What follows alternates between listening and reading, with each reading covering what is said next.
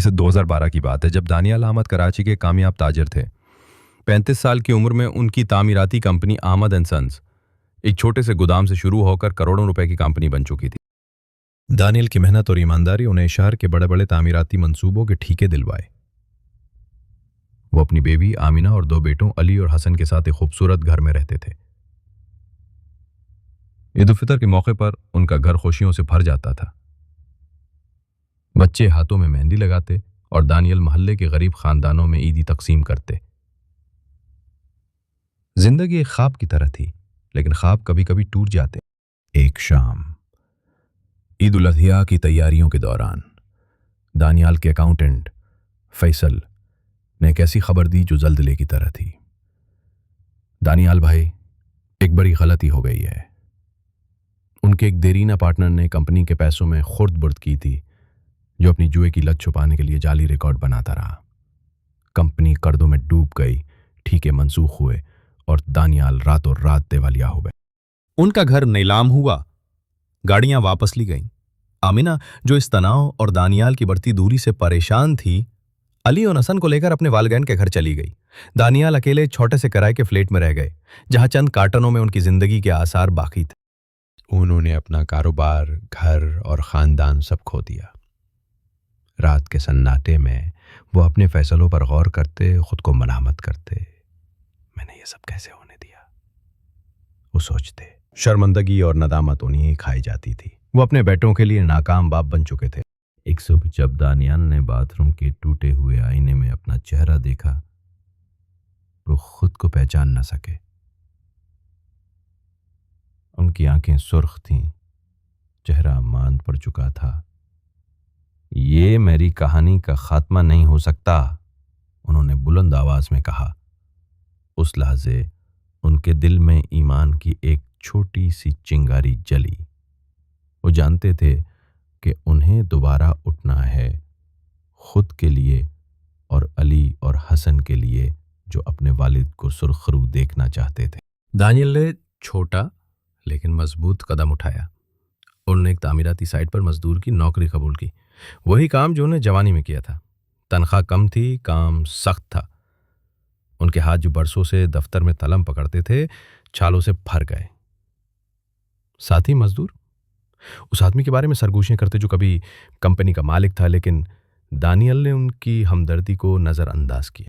وہ صبح سویرے آتے، دیر تک رکتے اور ہر کام سیکھتے۔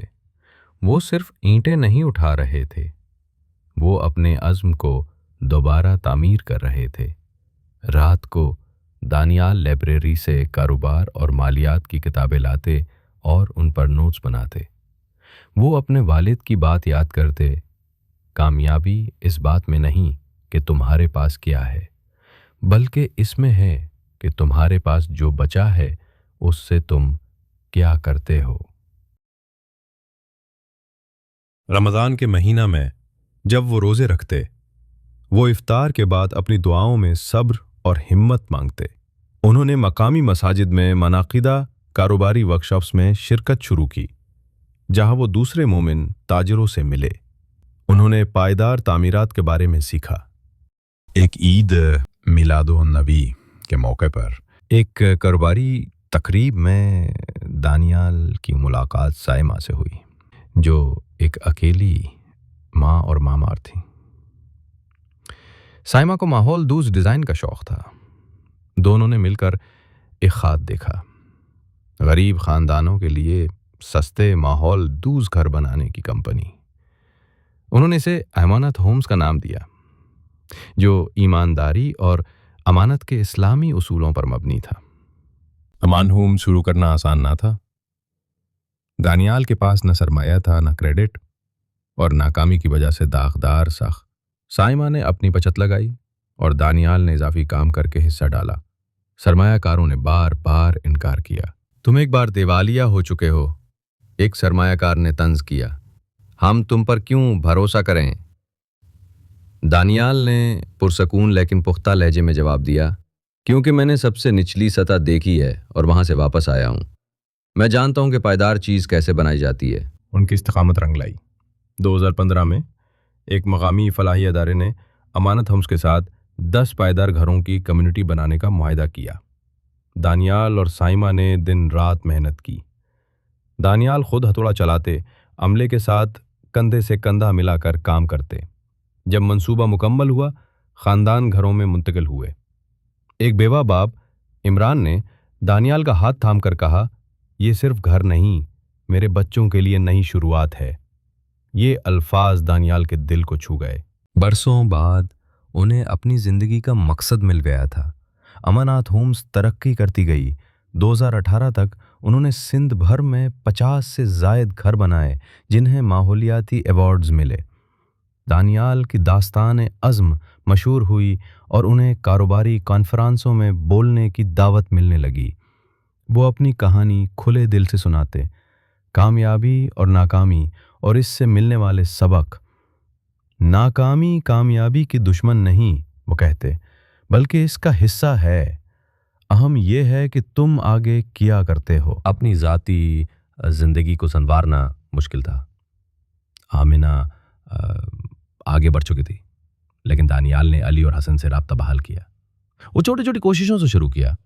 हफ्ते के आखिर में मुलाकातें, फ़ोन कॉल्स और खतूत। पहले बच्चे फासिला रखते थे, लेकिन दानियाल सब्र से काम लेते रहे।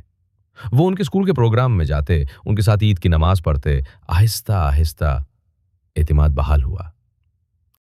एक ईद उल फित्र पर हसन ने दानियाल को एक ड्रैगिंग दी, जिसमें तीनों एक घर के सामने खड़े थे जिस पर हमारा घर लिखा था। दानियाल ने इसे फ्रेम करवा कर अपने दफ्तर में लटकाया। 2023 तक अमानत होम्स 3 सूबों तक फैल चुकी थी और इसने 100 से ज़ायद लोगों को नौकरी दी, जिनमें से कई साबिक कैदी या मुश्किल हालात से निकलने वाले थे। दानियाल ने अमानत फ़ंड नामी एक फलाही अदारा भी शुरू किया, जो गरीब बच्चों को मालियाती तालीम और वज़ाइफ देता था। मैं सिर्फ घर नहीं बनाना चाहता, उन्होंने साइमा से कहा, मैं उम्मीद बनाना चाहता। आज 48 साल की उम्र में दानियाल एक सादा से घर में रहते हैं, जहां अली और हसन की हंसी गूंजती है। दानियाल अब भी कभी कभी साइट पर काम करते हैं ताकि अपनी जड़ों से जुड़े रहें। वो अमानत होम्स के बनाए घरों में घूमते हैं, जहां बच्चे सहनों में खेलते हैं और ख़ानदान ईमान की रोशनी में ईद मनाते हैं। हर घर इस बात की गवाही है कि जब आप हार नहीं मानते तो क्या मुमकिन है।